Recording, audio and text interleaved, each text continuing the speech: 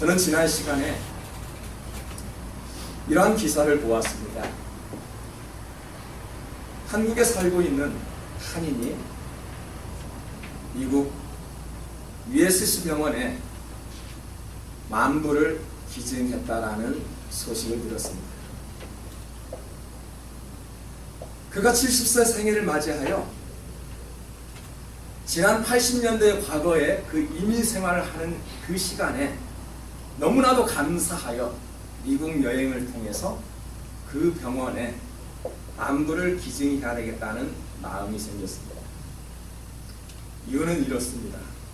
1980년대 그는 아메리칸 드림을 꿈을 꾸고 미국에 건너왔습니다.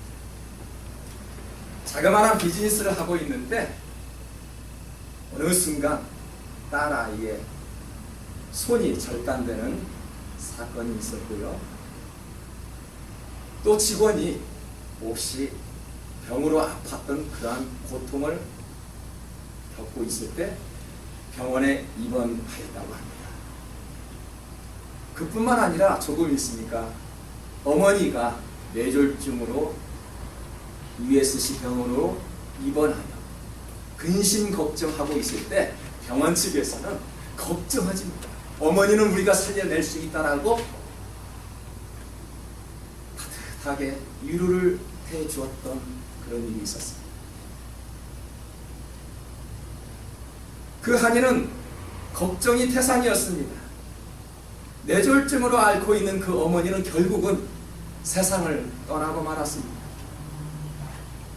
걱정인 것은 눈덩이처럼 쌓였던 이제 병원비가 걱정이었습니다. 이것을 교회에 알리고요. 교회에서는 목사님이 찾아가 그 상황을 설명하였습니다. 그런데 감사하게도 그 병원 측에서는 모든 병원비, 수술비를 받지 않았습니다.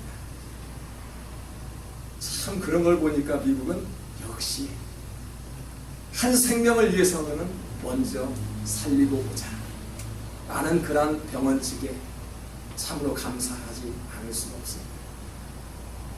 이 사람은 이제 아메리칸 드림을 접고 한국에서 한 20여 년을 사는데 자꾸만 USC 병원의 그 감사함이 늘 끊이지가 않았습니다. 마음이 걸리기 시작하였습니다.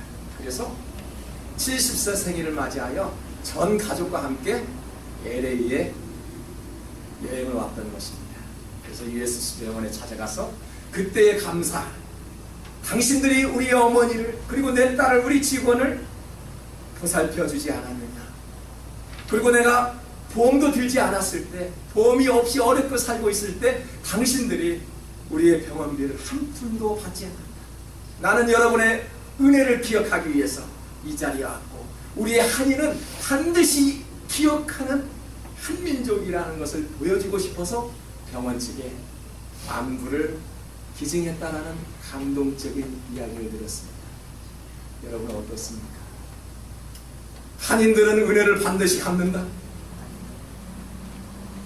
우리 한국 사람들은 반드시 타민족에서 아메리칸 드림을 꿈을 꾸고 왔지만 은혜를 받는 것은 반드시 갚는다는 정신을 보여주고 싶었대요. 한국인으로서 자긍심을 갖는 소중한 시간이었습니다. 집에 있는 개도요, 결국은 저도 이제 개를 다른 분에게 넘겼습니다. 웃고 계시는 분들이 있는데요, 그 개도요 주인이 가면은 꼬리를 치고요 벌쩍벌쩍 뛰어요. 왜 그럴까요? 자기를 사랑하는 마음으로 운동도 시켜주고요, 밥도 주니까 그렇게 좋아합니다. 그리고 낯선 사람을 볼 때는 그렇게도 또 짖어댑니다. 주인의 은혜 때문에 그렇습니다.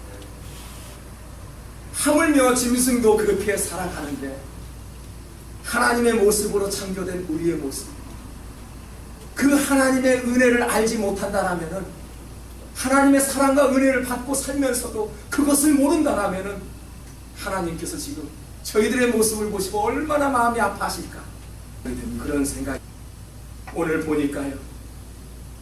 본문의 시작인 말씀을 보면 여호와께서 내게 주신 모든 은혜를 무엇으로 보답할까? 라는 고민으로 시작합니다. 여러분, 그런 고민이 우리에게는 항상 있어야 합니다. 사람이 얼마나 많은 것을 소유했느냐, 많이 배웠느냐가 중요하지가 않지요. 내가 하나님의 은혜를 알고 있느냐가 중요합니다. 내가 지금 현재 일상생활에서 하나님의 은혜와 사랑을 받고 살아가는데 그것을 알면서 살아가는 것이 중요하다는 것입니다. 내가 어떻게 태어났든지 이 세상에 있는 그 자체가 감사입니다. 지난 과거는 어떻든지 내가 이대로 살아가고 있는 이 모습에 감사하지 않습니까? 나의 남편, 나의 아내, 나의 자녀들이 있는 이 자체가 감사하지 않습니까? 우리는 그러한 감사 때문에 우리는 날마다 나 이제 생명이 있으면 주님의 은혜라고 고백할 수 있는 것입니다. 이것이 은혜 받은 성도입니다. 하나님으로부터 받은 은혜를 알면은 일어나는 현상들이 있습니다. 저는 신앙생활을 하면서 은혜라는 단어를 굉장히 좋아합니다. 그래서인지 많은 교회들이 은혜교회라는 이름을 많이 사용하고 있는 것으로 모든 것이 우리의 은혜요.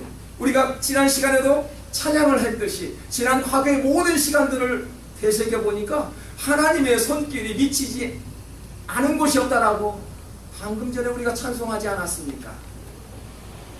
여러분, 찬송할 때 어떤 마음이 들었었나요? 저는 그러한 것을 다시 한번 깨달았어요. 지난 미국 생활의 그 8년 동안에도 생활을 해보니까 하나님의 손길이 미치지 않는 곳이 한 군데도 없었음을 저는 압니다. 주님의 인도하심이 있었습니다. 여러분의 삶에도 똑같은 현상이 있는 줄 믿습니다. 하나님의 은혜 때문에 오늘 이 시간 건강한 육신으로 앉아있는 것입니다. 하나님의 은혜 때문에 그 직장에서 그 기업에서 우리가 일할 수 있는 것입니다. 모든 것은 하나님의 은혜인 줄 믿으십시오. 우리가 주님 안에 있으면요, 첫째는 행복합니다. 그래서 항상 은혜를 말하는 사람에게는 행복이 보여집니다. 얼굴에 행복이라는 단어가 이마에 쓰여져 있는 것을 봅니다. 16절을 봅시다. 여호와여, 나는 진실로 주의 종이요 주의 여종의 아들 곧 주의 종이라. 주께서 나의 결박을 푸셨나이다. 우리의 결박을 푸시는, 우리에게 자유함을 주시는 분은 하나님이시라는 것입니다. 현대인들은요, 풍요롭게 사는데도 왜 항상 염려와 걱정과 근심이 있을까요? 우리는 가정을 위해서 열심히 일한다고 합니다. 그런데 가정이 행복합니까? 그렇게 가정을 위해서 열심히 한다라고 말을 하는데 그렇게 땀을 흘리는데도 불구하고 가정은 점점 붕괴되는 현상이 일어납니다. 자녀들은 탈선합니다. 우리는 그렇게 가정을 위해서 기도하고 그렇게 열심히 하는데도 말입니다. 우리는 참으로 희한한 시대를 살고 있습니다. 여러분, 우리가 가지고 있는 평안은 하나님이 주시는 것이지 세상이 주는 것이 아닙니다. 세상이 주는 것은 모조품입니다. 우리의 근심과 걱정, 그 스트레스는 누구에게나 찾아오지요. 예수를 잘 믿는 사람에게도 찾아옵니다. 또 그렇지 않는 사람에게도 스트레스라는 것은 누구나 똑같이 찾아옵니다. 그래서 주님은 그렇게 말씀합니다. 수고하고 무거운 짐진 자들아 다 내게로 오라.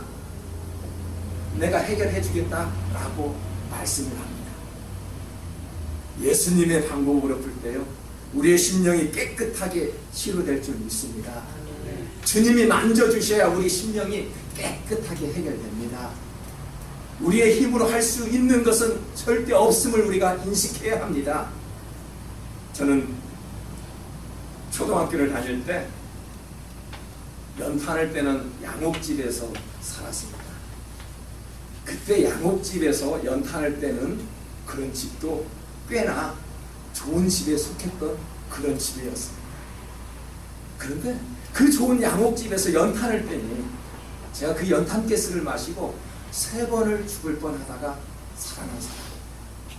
여러분, 가스를 마셔봤던 분은 그 경험 기억할 것입니다.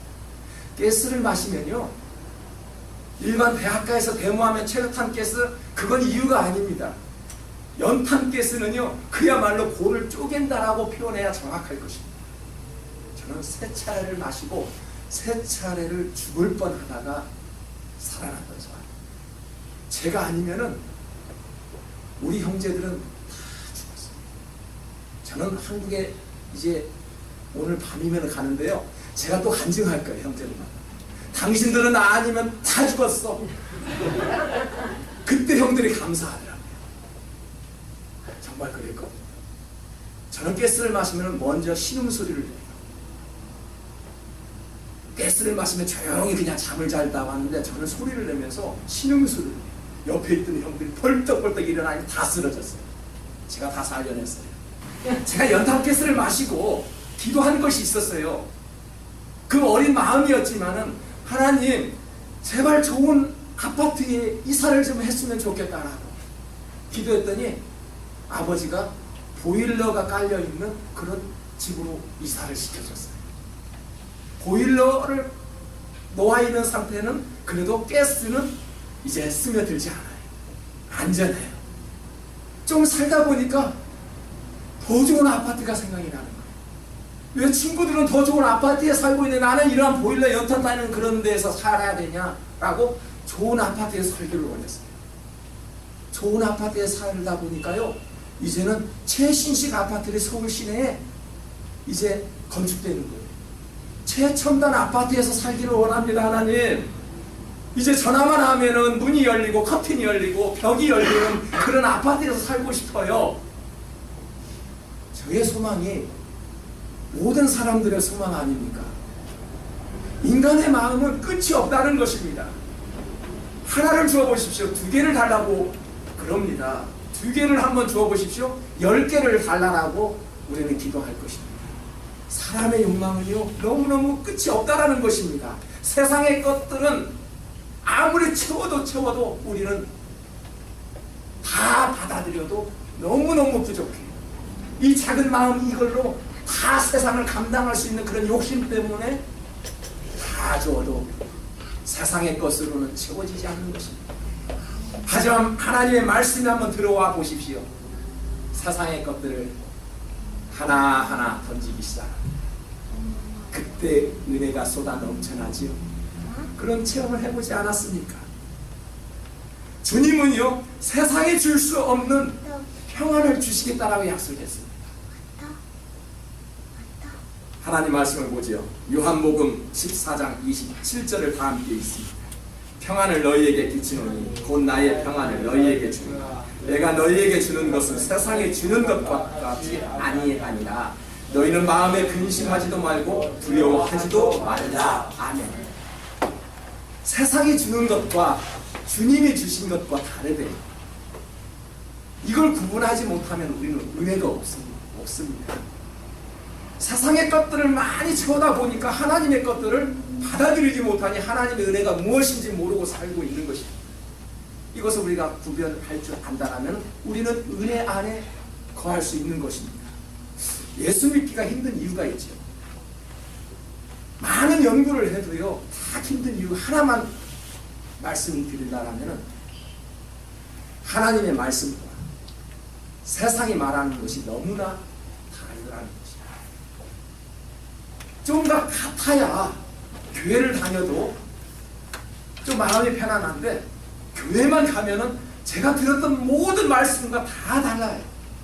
학교에서 스승이 친구들이 교제할 때 말하는 그것과 성경에서 말하는 그것과는 너무나도 다른 차이점이 있기 때문에 예수 믿기가 너무나도 힘이 듭니다. 예수님께서 분명히 말씀하십니다. 평안은 돈을 주고 사는 것이 아니라 주님께서 주셔야 한다. 맞습니다. 평안은 돈을 주고 살 수 없는 것입니다. 침대는 돈을 주고 살 수 있대요. 하지만 그 행복은 돈을 주고 살 수 없습니다. 우리가 가지고 있는 그 집은 돈으로 살 수가 있습니다. 하지만 가정의 행복은 돈이 지켜주지 않고 주님이 지켜주셔야 행복한 가정이요, 행복한 교회가 될 수 있는 줄 믿으시기 바랍니다. 세상과 지나면요, 지날수록 불안과 근심과 염려만 오는 것을 느껴봅니다. 주님의 은혜를 생각하면은 평안의 선물을 받을 수가 있으지요. 그것이 바로 차이점입니다. 이것이 행복이 아닐까요? 어렵고 힘들고 그러한 환경에 있을지라도 우리는 한눈 팔지 말아야 합니다. 잠시 보였다가 사라지는 그 물질 앞에서 우리가 마음을 뺏겨서는 안 된다는 것입니다. 우리가 환경을 바라보면은 침몰합니다. 침몰하지 않으려거든 주변의 환경을 바라봐서는 안 됩니다. 오직 주님 앞에 올인할 때 우리는 세상에서 이길 수 있는 것입니다. 우리가 주님 안에 있으면 그래서 겸손하게 되지. 항상 주님의 모습대로 살고자 하는 그 모습들을 한번 보십시오. 겸손한 모습을 우리가 발견할 수 있습니다. 15절을 한번 보겠습니다. 다 같이 읽을게요. 그의 경건한 자들의 죽음은 여호와께서 보시기에 귀중한 것이로다. 하나님의 뜻에 살아가려는 그 거룩한 하나님의 자녀들, 죽을 때는 어떻게 죽을까 궁금하지 않습니까? 죽을 때 하나님께서 보배처럼 높게 평가된다라고 지금 말씀합니다. 하나님의 신실한 성도 자신이 사망의 문 앞에 이르렀을 때 악인들처럼 무의미하게 죽지 않고 영광된 죽음을 맞이할 것이라는 그 말씀입니다. 자, 이것은 전적으로 하나님을 의지하는 마음으로 살고자 할 때 주어진 값진 결과이지요. 앤드루 머레이가 쓴 겸손이라는 작은 책이 하나 있습니다. 자, 그걸 지난주에 한번 묵상을 해본 결과 이런 말씀입니다.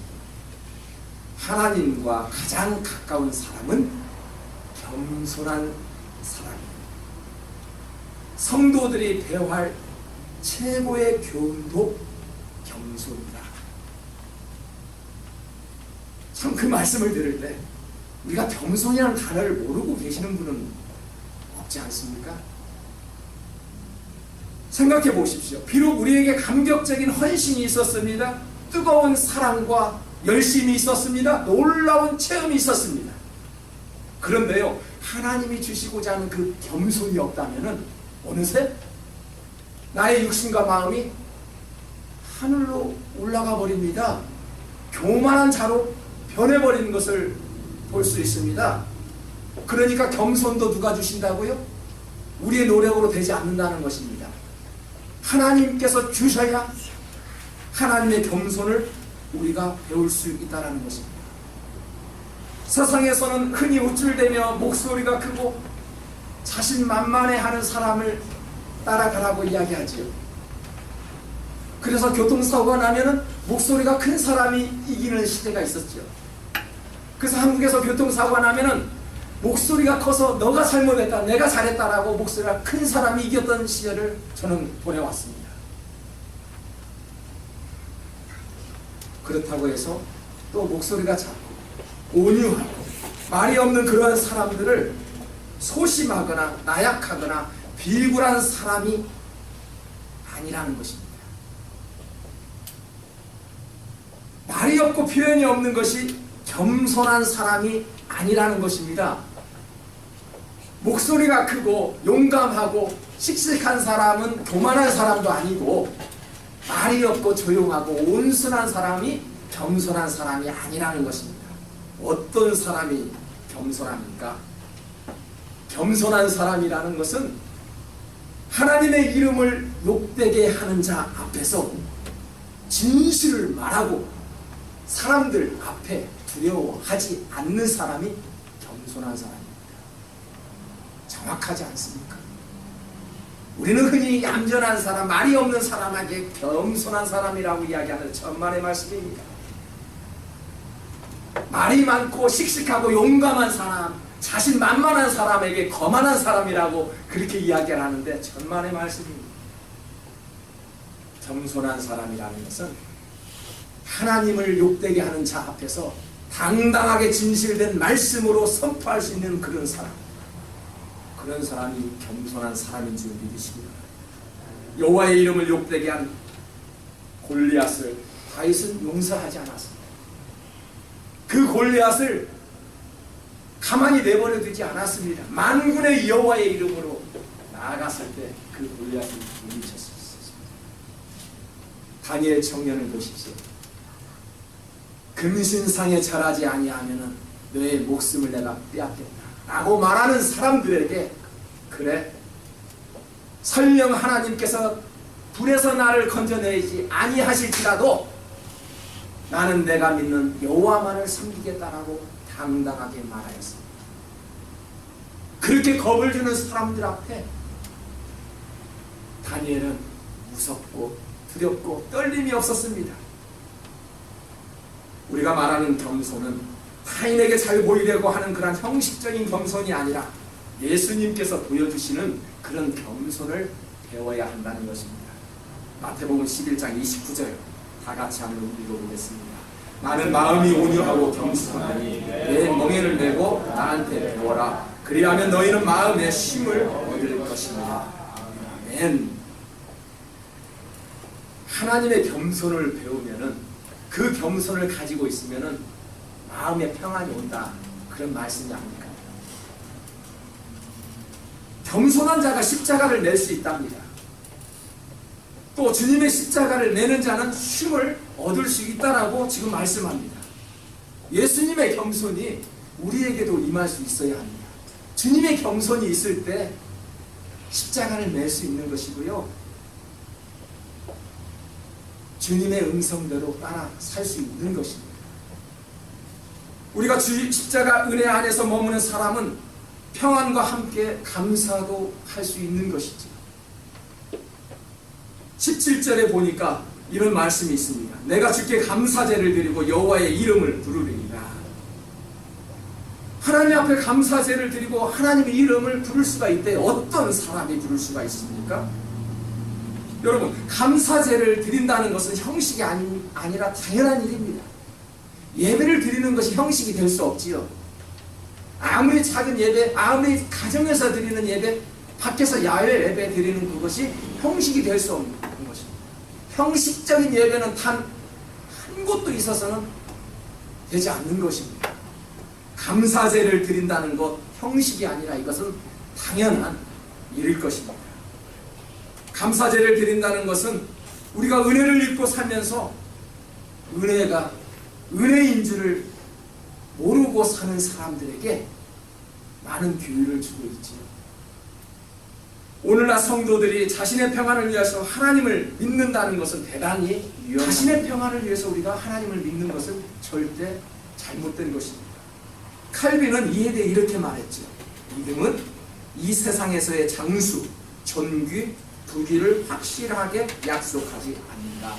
왜냐하면 주님께서는 이들 중에서 어느 것도 우리를 위하여 지정하지 않으셨기 때문이라고 말씀합니다. 무슨 말씀입니까? 우리의 잘못된 신앙관에서 빨리 벗어나야 한다는 것입니다. 우리의 잘못된 그런 신앙관에서 벗어나야 참된 감사도 할 수 있다는 것입니다. 기독교는 바라는 것이 아니라 뉘우치는 것이라고 저는 말씀드리고 싶습니다. 우리는 유교적인 사상에서 항상 기도하는 모습도 유교적인 모습을 닮았습니다. 항상 무언가 물 한 그릇을 써놓고 항상 빌었습니다. 무언가 달라고, 무언가 주셔야 된다라고 빌었던 그런 조상들의 모습 속에서 기독교 또한 우리는 항상 주십시오, 그러면은 하겠나이다. 우리는 그러한 형식으로 우리는 기도해 왔습니다. 그래서 우리는 가정의 행복을 위해서 항상 만사형통을 위해서 바라고요, 외적인 꿈과 소망을 위해서 우리는 열심히 했으나 우리의 내적인 변화와 회개하는 일에는 뒷전이었다는 것입니다. 그래서 우리는 먼저 바라기 전에 먼저 내적인 변화가 일어나고 회개하는 양심대로 살기를 원하는 그러한 마음으로 하나님 앞에 감사제를 올려야 되지 않을까요? 우리가 바라야 할 것은 꿈과 야망이 아닙니다. 십자가 밑에서 철저히 낮아지는 그러한 자신의 죄악이며 그 안에서도 이루어지는 감사인 것입니다. 감사하면은 감사한 대로 이루어집니다. 저는 그것을 믿고 지금도 한 걸음 한 걸음을 뛸 때마다 감사하는 마음으로 걸어갑니다. 감사하면 더 많은 감사가 생겨 선한 열매를 맺는다고 합니다. 감사의 내용이 없는데 어떻게 감사한다고요? 서두에 말씀드렸듯이 지난 과거가 어떻든 지금 우리가 앉아있는 이 모습, 이것이 바로 감사인 것입니다. 오늘 시편 기자에게도 좋은 일만 있어서 감사의 제사를 올렸을까요? 3절을 봅니다. 다 같이 읽을게요. 사망의 줄이 나를 두르고 수월의 고통이 내게 이르므로, 또 10절 계속 읽을게요. 내가 크게 고통을 당하였다고 말할 때에도 나는 이렇도다. 자, 이러한 표현이 있는 것을 보면 내게 주신 모든 은혜를 내가 여호와께 무엇으로 보답할까? 라는 고백하고 노래하는 이 시편 기자의 삶에도 우리 못지않게 어려움과 역경과 그런 고통이 있었음을 알 수 있었습니다. 오늘 시편 기자는 얼마나 고통이 있었거든. 스올의 고통이라는 표현을 썼습니다. 스올은 음부와 지옥을 의미하는 말이 아닙니까? 그럼에도 불구하고 그는 그것을 기억하지 아니하고 하나님께 베풀어 주셨던 은혜만을 기억하면서 감사하였다고 합니다. 여러분, 우리 나름대로는 지금도 고통 가운데 살고 있는 이웃들이 너무나도 많습니다. 그 일 때문에 피땀을 흘리며 가정을 위해서, 섬기는 교회를 위해서 수고하는 성도들의 모습도 있는 줄 압니다. 우리가 은혜를 아는 사람은 이러한 고통 속에서도 감사할 수 있고요, 그 감사로 말미암아 은혜가 더하여 넘쳐나는 축복된 삶을 살 수 있다는 것입니다. 오늘 본문의 말씀은 자신을 행복하게 하고요, 하나님께 기쁘게 해드리는 굉장히 기막힌 생명의 말씀입니다. 내게 주신 모든 은혜를 내가 여호와께 무엇으로 보답할까?